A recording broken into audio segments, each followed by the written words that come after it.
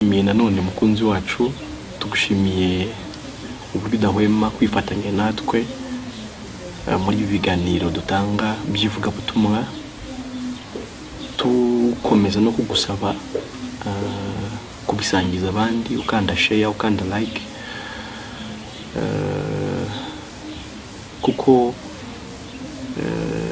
ubu ni ubutumwa bwiza bukwiriye kugera ku bantu bose, hatitawe ku madini cyangwa se amatorero babarizwamo, kubera ko nzi neza ko aho hose umuntu ajyayo ashakisha inzira yamugeza mu ijuru, kandi iyo nzira yarahishuwe nuko abantu batayimenye. Ubwo rero wikwihererana ubutumwa bwiza, ahubwo busangize inshuti zawe kuri YouTube, WhatsApp, Facebook n'ahandi hose, kugira ngo abantu bamenye ukuri, kandi ukuri kwa bature nk'uko ijambo ry'Imana nanone ribivuga. Uko bisanzwe n'ubundi amazina ni Emile NSHIMIYIMANA. Nimero waduhamagaraho ugize icyo wifuza kubaza cyangwa se kunganira ni 0784 42 57. Ubwo ni ku muntu uri mu Rwanda, utari mu Rwanda washyiraho kode z'u Rwanda.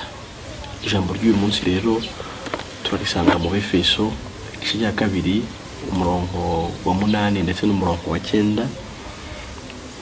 Haravuga ngo mwakijijwe n'ubuntu kubwo kwizera, ntibyavuye kuri mwe ahubwo ni impano y'Imana, ntibyavuye no ku mirimo kugira ngo hatagira umuntu wirarira. Imana ishimwe cyane. Niyo mirongo 2 gusa numvaga Imana ishyira ku mutima.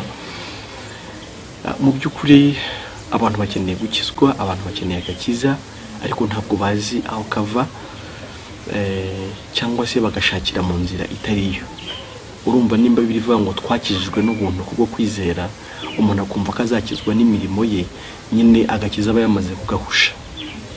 Ariko nimba ari gukizwa n'ubuntu kubwo kwizera, bikwiye kumvikana neza, twakijijwe. Urumva kandi nanone gukizwa no kwikiza biratandukanye.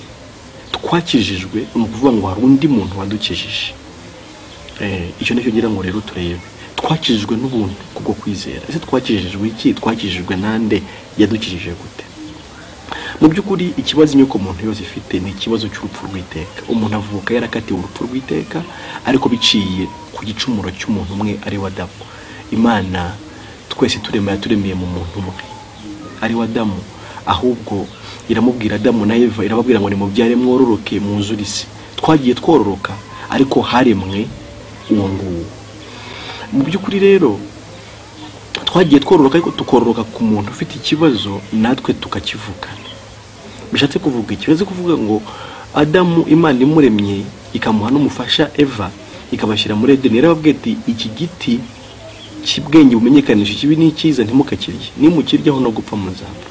Satani rero arabashuka, barakirya. Bakiriyeho rero burya bari bapfuye ku Mana, bari batandukanijwe n'Imana kandi by'iteka ryose. Bibiliya rero ibigarukaho ikavuga ko amaherezo y'uwo muntu ko ari ukoherwa mu nyanja yaka umuriro n'amazuku, aho azaririra agahekenyera amenyo. Twese rero kuko dukomoka kuri uwo, tuvuka twaramaze gukatirwa, tuvuka twisanga mu gihano cy'Adamu, tuvuka dusanga twaramaze gucirwaho iteka.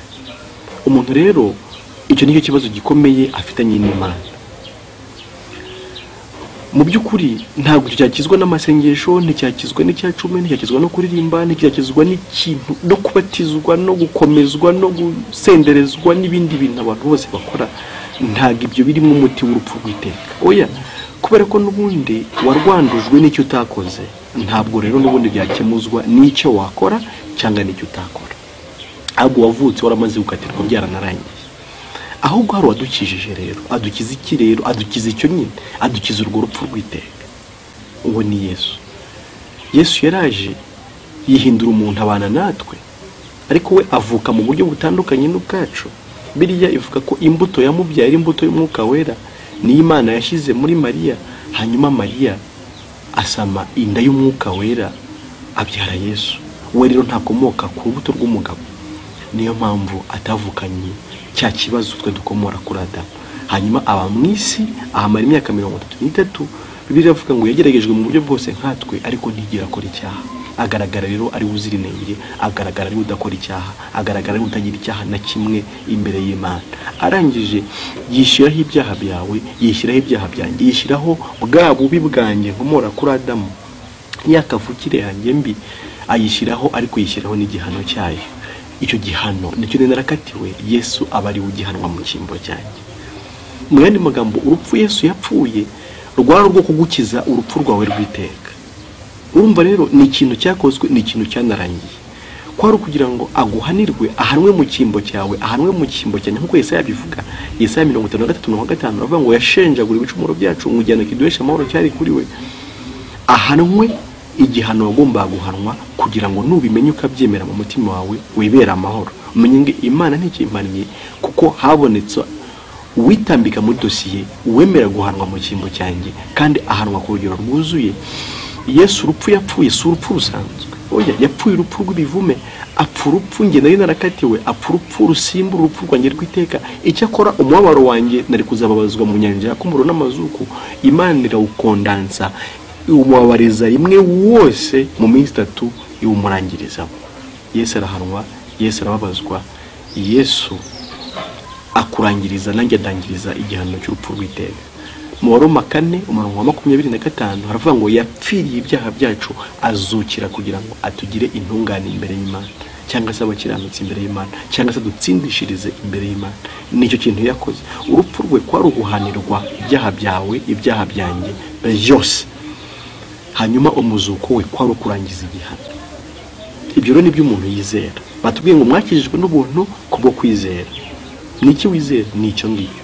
Ni ukwizera ko kumbi hari uwaje kugukiza, akagukiza ate? Agukiza apfa urupfu wari warakatiwe kugira ngo wowe ntuzarupfe. Ibyo nibyo wizera.